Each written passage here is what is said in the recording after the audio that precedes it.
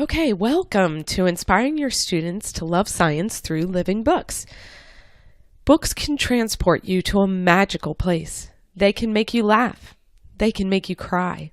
You can get all wrapped up in an impossible adventure, flipping page by page. You can be transported to somewhere you've never been. How many of you have been on an impossible journey thanks to a book? I see most of us have experienced the power of a book. And today we're going to look at how we can use these amazing resources to inspire our students to love learning about science. My name is Paige Hudson, and I've authored more than 20 books to help moms like you teach science in their homes. But more than that, I've been in the trenches of home education with you for more than 12 years. So I wasn't homeschooled. In fact, I went to public school. And I love science, but history, not so much. I wasn't into learning about all the wars. But that all changed when I read The Diary of Anne Frank. It sparked an interest in me in learning about World War II and reading more books of stories of people who had lived through World War II. And I learned about that war through the books that I read, and history came alive through these books and through the people who lived through it. And I wanted to actually learn more about history, not just tolerate it. So when we started homeschooling, I knew that I wanted to incorporate the stories of the people who lived through certain events when we taught history to our own children. I saw many programs that used living books, which is what I learned these books were called, living books for history. But I didn't see many for science. And as a science lover, I wanted to be able to use living books across subjects. So I found living books for math, for grammar, for history, but there wasn't so many programs involving living books for science and how I could use living books to teach science. So that kind of began my journey figuring out how that would work. And what I learned along the way is what we're going to talk about today. So what are living books? Let's talk a little bit about that so that we're all on the same page, because when I first learned the term living books, I thought that encompassed not only novels, but also visually appealing encyclopedias and things, basically any book that wasn't a textbook that you could use. So let's look at a few definitions of living books so we can kind of narrow down what exactly a living book is. I like to say that a living book is a book that engages the reader and draws them into learning more about the subject.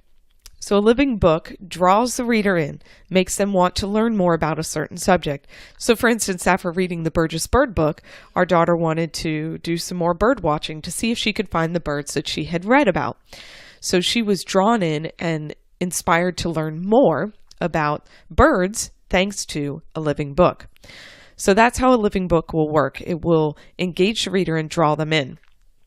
Charlotte Mason, who was a classical educator and a living book proponent, says that living books are those which have worthy thoughts, inspiring tales, inspiring ideas, or pictures of life, and with fit and beautiful expression.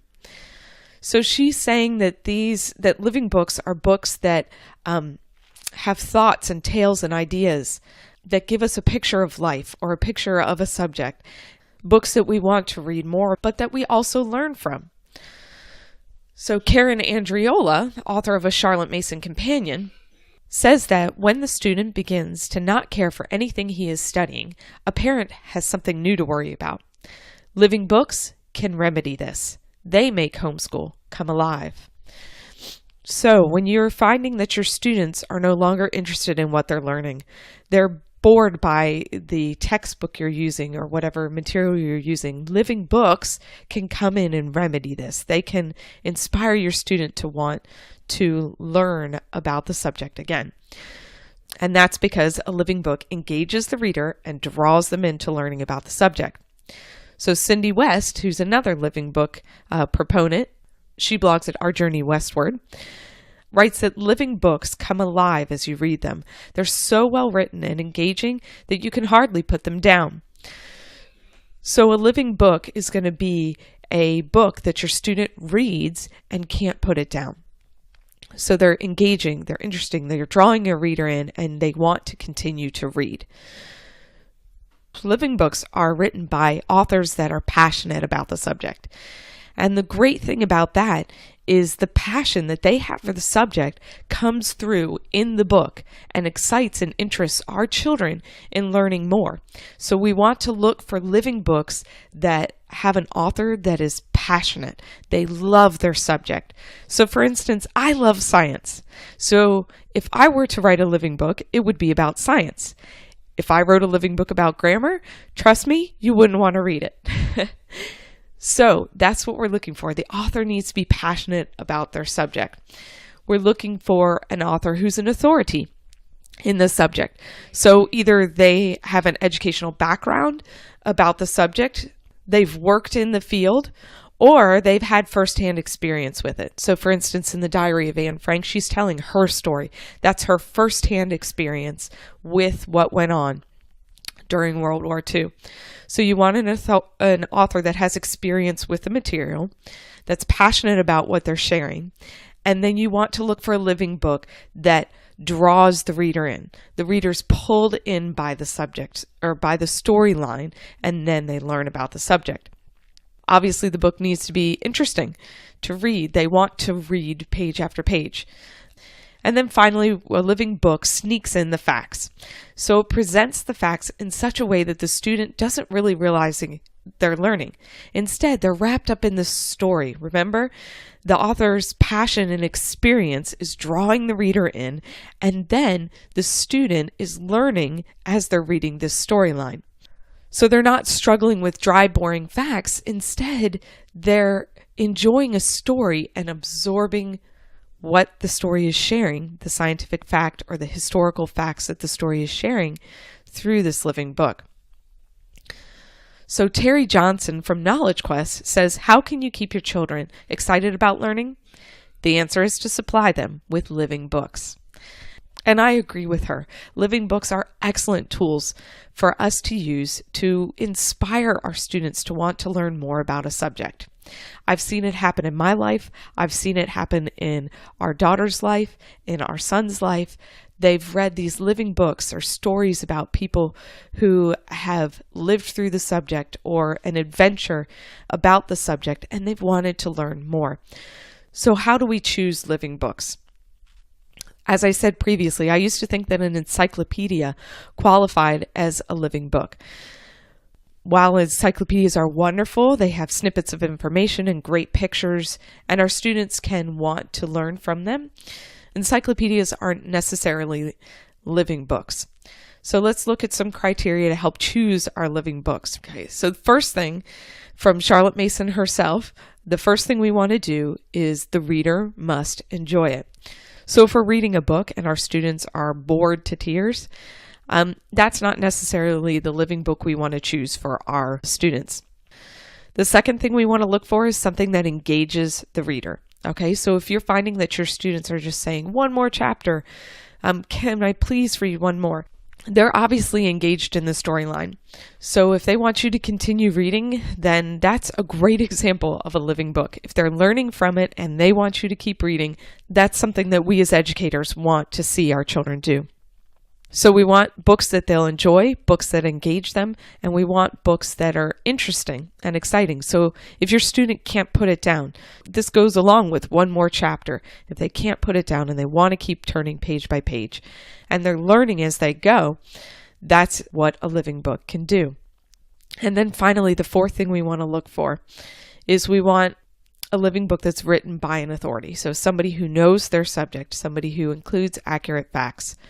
They've been an expert in their field or they've lived it themselves. So 4 things. We want to look for books that our students will enjoy, that engage them, that are interesting, and that are written by an authority. Those are our criteria for looking for a living book. Our living book draws the reader in and engages them with the storyline, sneaks in the facts, and helps them learn about a subject. Okay, so at this point, you've heard me talk about all these wonderful things about living books, and you might be thinking that we all need to find living books for every subject out there and just only use living books and novels to teach our students. Well, I don't necessarily want to leave you with that. So let's talk about whether living books are superior or not. because we've chatted about these quotes and this information. It makes it feel like living books are the only way to learn. But are they? Well, in some ways, yes, living books are superior, because students can have trouble with engaging with a textbook or an encyclopedia.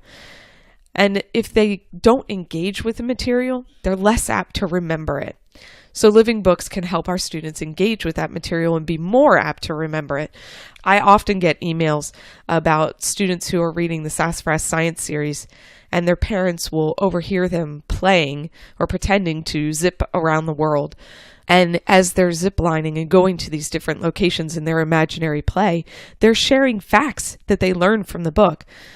You know that these students have internalized those facts because months after they've read it, they're playing a game in which they're sharing those facts. In some ways, living books can be superior because our students are more likely to engage with the material. But the flip side of that is no, in some ways, living books aren't superior to the other materials we have available because they're limited to one topic. So most of the time, your living book is only going to cover one topic, and you have to read the whole book to really get the full picture. Plus, it's a lot harder for us to create a science plan or curriculum around a living book because there's no cute activity options on each spread. There's no clear-cut division of where we can stop and do an activity and do some notebooking to go along with it. So it's a little bit more difficult and takes some more work on our part to be able to use a living book to teach a subject. So, yes, living books are wonderful, but they also do have their drawbacks. So how do you choose whether or not to use a living book? Because, living books are just another tool in our arsenal. The wonderful thing about being a homeschooler is that we have lots of options at our fingertips, and living books are just one of those options. So ask yourself these two questions. First of all, how much time do you have? So do you have several weeks or only a few days to cover the material that you want to cover? And then the second thing you need to ask is how much material. So how much time and how much material. So when you look at how much you need to cover and how much time you have to cover it in, this can help you determine whether or not a living book would be appropriate. So for instance, if you're covering just the topic of birds over 12 weeks, a living book might be a great option because you've got the time to spread it out, to read the living book, to add in the activities and the notebooking that you need for the 3 keys to teaching science, and really create a full program. But if you need to teach your student about birds in 1 week, a living book is maybe not the best option because you're not going to be able to finish the whole living book in a week. Instead, you'd probably be better off going with an encyclopedia where you can just hit the main topics you want over that. Remember that living books are just tools that you can use, so you can use them in several different ways. You have 2 options for using living books. You can use them as the icing or the cake. I love desserts, so you guys get dessert analogies. So if we're using a living book as the icing on our cake, this will be using it as a supplement. So when you're using a living book as a supplement, basically you have your regular science plan that you're using, and then you're setting 1 day aside for living books. So you can have a book basket with living books that relate to it, or you can use your read aloud for that month. And this will just reinforce what you're learning in your current science plan. So you can look in the picture book section of the library for options that will work for that. The Let's Read and Find Out series is not technically a living book, but it's far more interesting than the other nonfiction books out there. The Cat in the Hat has a really interesting rhyming series about science, or you can add in biographies about scientists. So you learn about their lives, and a lot of times they will also weave in different facts about the discoveries that they made. So scientists' biographies are another good way to add in a living book as a supplement to your current science plan. And then the second option for living books is to use them as your main spine. So your spine is the main text that you're reading out of. So that can be a textbook, an encyclopedia, or it can be a living book. When you use a living book as the main source of information for your study, it dictates the outline. So for instance, if you use the Sassafras Science series as your spine, you'll be reading about lions and giraffes in one chapter, and then you'll choose a related science activity that has to deal with it, and then you'll also do notebooking that has to deal with it. So your main source of information will come from the Sassafras Science book, and then you'll be doing experiments and keeping a record related to it. So other spines that you could use for science, older ones are like the Burgess Bird books, Madam How and Lady Why, the Storybook of Science. My only caveat is when you're using an older text, one of those that's in the public domain, those were written about 100 years ago, and there's been just a few advances in science since then.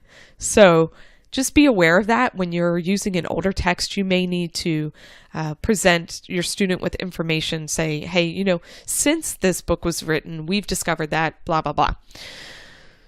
So you can use living books as supplements, or you can use them as spines.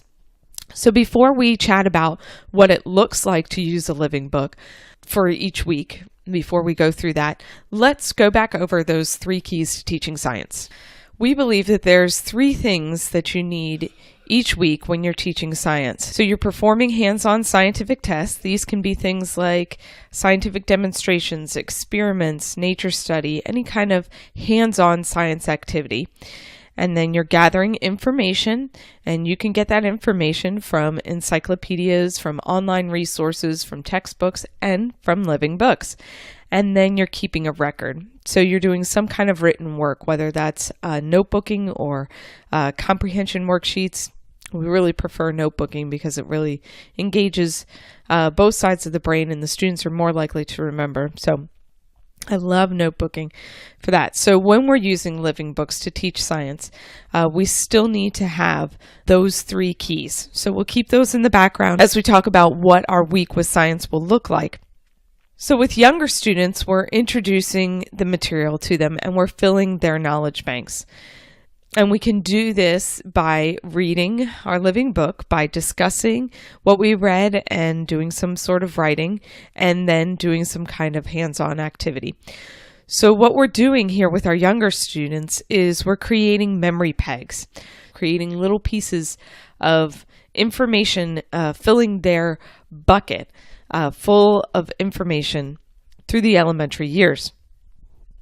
So let's take a closer look at our elementary students. I like to say that these guys are empty buckets waiting to be filled with knowledge. So they are like little sponges that will absorb facts and knowledge, which makes living books a good option for this because, living books, like we said, sneak science into the storyline, and our little sponges, our little elementary sponges, will soak all that information up. So your goals with elementary science are very simple. During these 2 years, you've got just 2 simple goals for your elementary students when you're teaching them science. And the first one of these goals is to create interest. So we want our students to get interested about science. This is why I say you should teach science early and often, because when we create that interest early on, students go into the older years thinking that science is fun and interesting, instead of science is scary and I've got to learn all this stuff. So we create this knowledge base for them through the preschool and elementary years and through the middle school years. And then when they get to those high school years, when they're learning the more difficult concepts of science and the math that's involved, it's not as scary because they've already learned these basic concepts. They've got that knowledge base. So we're creating an interest in the subject, and then our second goal is to fill them with facts. So we're building that knowledge base through the elementary years and the middle school years, and of course on to the high school years. So as I said before, our elementary students are thirsty knowledge sponges. So they're always asking questions. What is this? What is that? Why is this happening? These students are peppering you with questions all the time. For science, our goals are to create an interest and fill them with facts. Easy, simple goals to achieve through the elementary years with science. And we're going to do this through the 3 keys, okay? First, we have our hands-on scientific activities. And we can do that through demonstrations. Scientific demonstrations are often called experiments, but scientific demonstrations are really parent-led and the student observes. So you're doing some kind of science activity, but you are the one leading them and your students are observing them.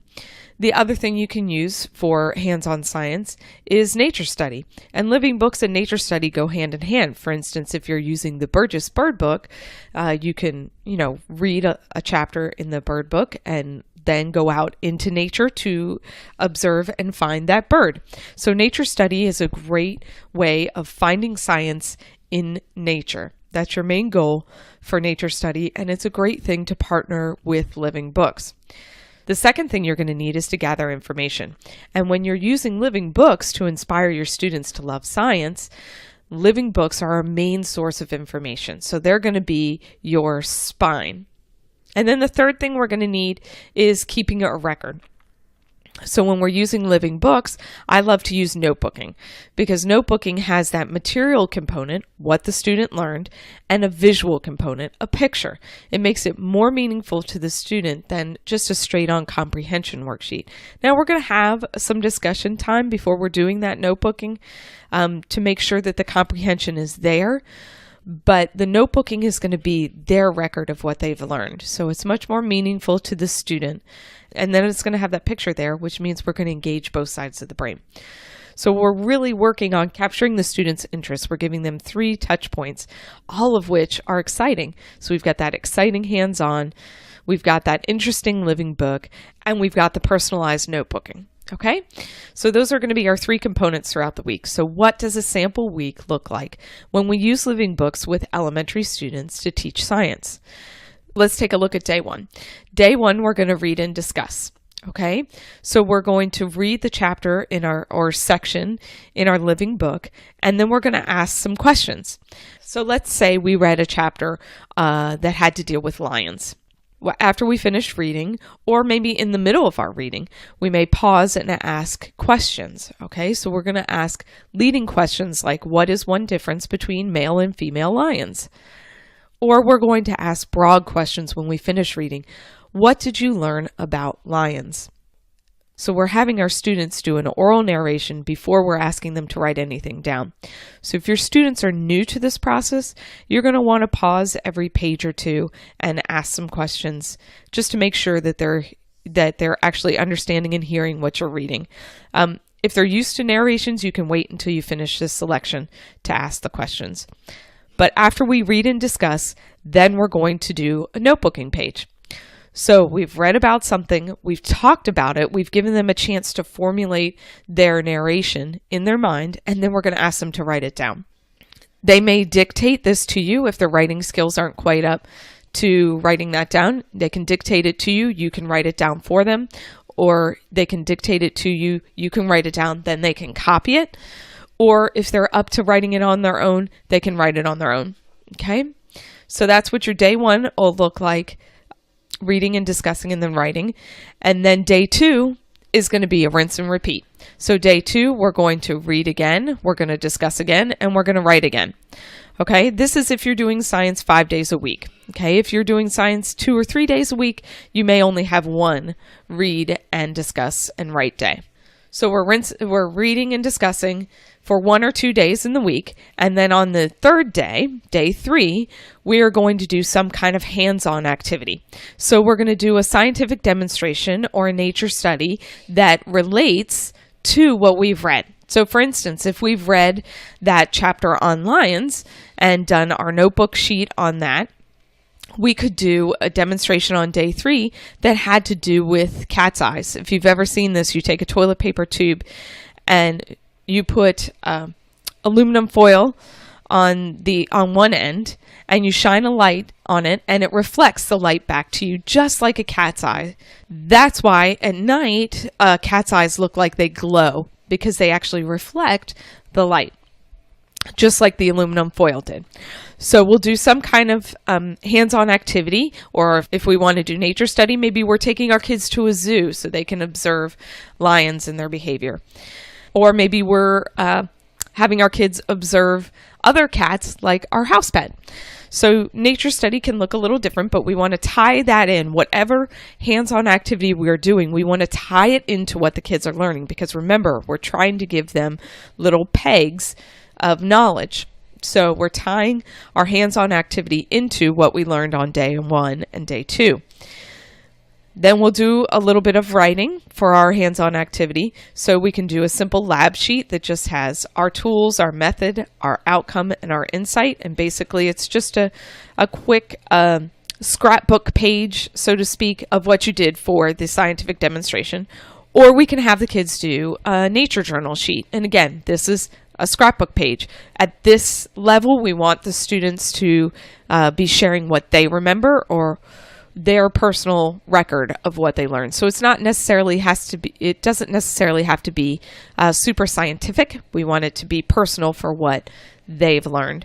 On the nature journal, you'll include at least a picture of what you studied and the date, and maybe a sentence or two of what the student remembers from what they learned in their nature study. Day 1 and day 2, you're reading and discussing. Day 3, you're doing some kinds of hands-on activity and making a scrapbook page that has to deal with that. And then day 4 and 5, you're reinforcing with extras. If you want to do science 5 days a week, you're adding in some extra library books, some projects that coordinate with what you're learning about. You can highlight the vocabulary, add in some memory work that has to deal with what you were studying from the living book. So that's what a week using living books for science looks like for elementary students. You're reading and discussing 1 or 2 days a week. You're doing some kind of hands-on science activity 1 day a week, and then you can add in extras if there's more interest. And that way you'll cover those 3 keys to teaching science using a living book. So as their kids get older and moving on into the middle school years, we can still use living books to teach science. So when we're talking about using living books with middle school students, we're still going to have those 3 keys. We're still going to be doing some kind of hands-on scientific test each week. We're going to be gathering information from a source, and we're going to be keeping a record. But it's going to look a little different during the middle school years than it did during the younger years. So when we're using living books with older students, we're feeding them with facts in a memorable way. We're reading, we're discussing, we're writing, we're doing some kind of hands-on, very similar to what we did during the elementary years, but at a deeper level. And each one of these pieces serve as a touch point to really firmly affix the material in our middle school student's mind. So our middle school student is full of all that unorganized information we gave them during the elementary years. So remember, our elementary student was that bucket that we were filling with facts. And now we've got this full bucket of facts, but they're not necessarily organized. Our middle school student bounces from idea to idea. And a lot of times when you ask them a question about something, they'll respond with, I don't know. So we're teaching them to be able to access all this information that we know they know. So our goals for middle school science are going to be centered around these ideas to teach them to file away any new information they get and how to access that information that they do know. Our first goal is to teach them to think analytically about science. So we want them to approach science from an analytical perspective. Okay, science is a very analytical subject, and we want to teach our kids to think step by step through things. And one of the ways we do this is through our second goal, which is to teach them to practice the scientific method. So the scientific method is the way a scientist thinks analytically about a question that he has. So he has a question, he or she has a question. They do some research. They formulate a hypothesis, which is an educated guess at what they think the answer to their question will be. Then they do a test. Then they do some analysis and draw a conclusion to share the results with the community at large. Okay, so that's how the scientific method works. We can give our students chances to practice the scientific method by using hands-on inquiry-based methods. Okay, so things like experiments, formal experiments, where we're giving our students a question to answer, we're giving them a method in which to answer that question, but they've got to formulate a hypothesis based on what they already know, and then they're going to follow those steps, and then they're going to come up with analysis and draw a conclusion. So that's what a true experiment is. And that's why we said there was a difference between a scientific demonstration and an experiment. We'll talk more about that in a few minutes. But the third goal we have with our middle school students, so we're teaching them to think analytically, we're familiarizing them with the scientific method, and then our third goal is to continue to feed them with information. So we can't jam pack our elementary students with all the scientific facts they need to know in the 4 to 5 years that we're teaching them at that level. So we need to continue to feed our middle school students with information while teaching them to organize and connect what they are learning with what they already know. Does that make sense? So what are the components we're going to use for middle school science? The first thing we're going to use is experiments. Okay, these are our hands-on scientific tests. These are student-led, and as teachers, we mentor our students through. So that means that the student is going to be getting the instruction for these experiments. They're going to be the one mixing the stuff. They're going to be the one following the steps, and you're going to be the one standing beside them, making sure they don't blow up your kitchen. Our middle school students are going to be using experiments. You can still use nature study with your middle school students, finding science in nature. But when we're doing our nature studies with our students, we're expecting quite a bit more from them. So we're expecting more detailed observations, not just one sentence. Does that make sense? Good. And then the second component we're going to have is information. And they're getting that information again from living books. So their main source of information is living books, but we're going to also partner that with some kind of reference book. We can use encyclopedias in partnership with living books to kind of round out what your students are learning. So in this way, living books can be a good way to teach both your middle school and your elementary school students together, because you can read from that same living book to everyone, and your elementary students will take it and run with what we discussed earlier. And your middle school students, you'll partner that same reading with some kind of reference book to give them a deeper look at the science that's been covered. Okay? So we have our experiments each week, we'll have some kind of information each week, and then we'll have writing. So their writing is going to be more structured, more thought out. For elementary years, we were just asking our students some questions, and then we were writing down, 1 to 4 sentences narration of what they've learned. Okay. When we get to the middle school years, we want their writing to be more structured. So they're moving from these written narrations, these short written narrations, to lists of facts. So we're going to list out all the facts that we've learned. Then we're going to create an outline. Now, it's much more difficult to outline a living book. So that's why we're adding in those encyclopedias, and they can outline what they learned from the encyclopedias instead. And then they're going to be writing paragraphs. So they're going to be writing summaries of what they've learned, which are much more detailed than the one simple narration. Instead, they're going to be writing multi-paragraph summaries. Okay? So that's the progression they'll make through the middle school years to get ready for high school. So don't expect your 5th grader or 6th grader to be writing long, drawn-out paragraphs about what they've learned. Instead, they're just going to be doing bullet points, a list of facts, and then as they get older, they'll move through the progression of writing. And then the fourth and final thing we're going to be adding into our plan for our middle school students when it comes to living books is we're going to take once a year to work through the scientific method from start to finish. And we'll do this through a science fair project. I know the science fair project scares a lot of people, but really it's very simple. If you break it down into 8 steps, you take about a month or 2 to work on their science fair project. And it really is one of the best ways we can give our kids a chance to practice the scientific method from start to finish. If you go into iTunes and look for the Tips for Homeschool Science Show, you'll see, I think it's episode 28, where we start talking about the science fair project. And then after that, there's 7 episodes that will walk you through the 8 steps of how to do a science fair project.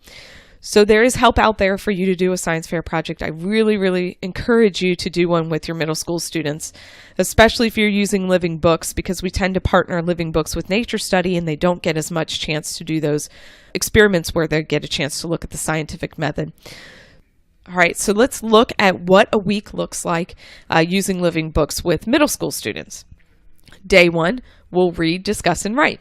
Very similar to day 1 with our elementary students, except for we're doing this at their level. So we're reading to everyone from that living book, and then they are on their own going and reading from a coordinating encyclopedia page. So something that will dig a little deeper into the science that was introduced in the living book. Then we're going to have some discussion time with them. So we're going to ask them more specific questions or more probing questions. We do want to ask them a couple comprehension questions to make sure that they've absorbed the information, but then we also want to ask them questions like, why does the dwarf birch shrub grow in low clumps? So if we've read about the dwarf birch shrub in our living book, and then we're also having them read a little bit more about Arctic plants in an encyclopedia, and then we're asking them a question, okay, so why do you think that on the tundra, these dwarf birch shrubs grow in low clumps? And asking more probing questions is causing our middle school students to think about the material they read. They're not just regurgitating facts. They're actually taking things that they know about the Arctic environment, things that they know about plants on the tundra, and applying it to what they've just read. Does that make sense? Okay. And then we're going to have them write. So we're going to have them do a list of facts. We're going to have them do some kind of outline or a summary from what they've read. Okay? So that's what our read, discuss, write day will look like. And then day 2 will be rinsing and repeating. So we'll be doing the same thing over again. Just like with our elementary students, we're read, discuss, and write. But with our middle school students, that discussion or that reading and the discussion and the writing are going to be at a deeper level. Okay? Day 3, we'll be doing some kinds of hands-on again. And just like we did with our read, discuss, and write, we're doing this at a deeper level. So we're doing experiments where the students are leading it. And if you want your younger students to sit in and watch your older students doing their experiments, that's perfectly fine. It's good for our older students to lead things, to get some practice leading things. But their experiment sheet, what they've written from this activity, is going to be more detailed. So they're going to have a title. They're going to have their hypothesis. They're going to have their materials. They're going to have the procedure. They're going to have their observations, which are the things they saw, and the results, which are the things they measured. And they're going to have a conclusion. So as you can see, their record of their hands-on activity is much more detailed than the simple one we talked about for the elementary years. And then if you decide to do nature study with everybody as the hands-on science activity, their nature journal needs to have a date, the place, just like the elementary students, their observations, and their observations should be much more detailed than the one sentence we required at the elementary students level.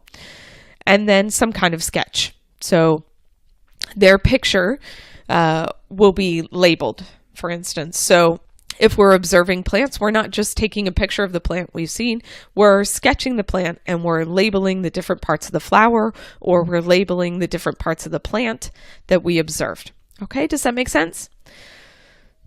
So like I said, your middle school student is going to be doing everything at a deeper level. Okay? And then we can use day 4 and 5 to reinforce what they've learned.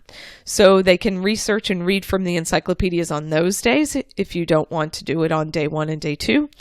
Then they can also do additional coordinating projects that go along with it. So month-long projects that go along. So if we're studying plants, we're creating a catalog of the plants that we've learned as a month-long or as a unit-long project to go along with it. We'll do some kind of memory work. So we're memorizing the parts of a plant, or we're memorizing the parts of a flower as we're going through the unit. And then we can add in quizzes and tests. So if you want to kind of get them familiar with what it's like to study and take tests, we're adding those quizzes and tests as a part of it. And then also we can do that science fair project on day 4 and 5. We can work on that. So your middle school student is going to be reading, discussing, and writing for a day or two. They're going to be doing hands-on activity, and then they're going to be doing activities that reinforce for the rest of the week. So that's what science will look like when we use living books with middle school students. So before we wrap up our discussion, I just wanted to give you a couple of places where you can look for living books. The first place would be mainlesson.com. These will be where you can find older science books. You just look under subjects and you can find those. You can find those older science books at archive.org or at sassafrasscience.com. On our blog, we have a post called Living Books for Science. You'll see it on the right-hand side when you're in the blog tab. And you can click on that. It'll give you a list of living books you can use with your kids to teach science. So I want to thank you all for coming. Living books are incredible tools that we can use to inspire our students to love learning about science. If you still have questions or would like to check out a modern option for teaching science with living books, you can find me at the Elemental Science booth.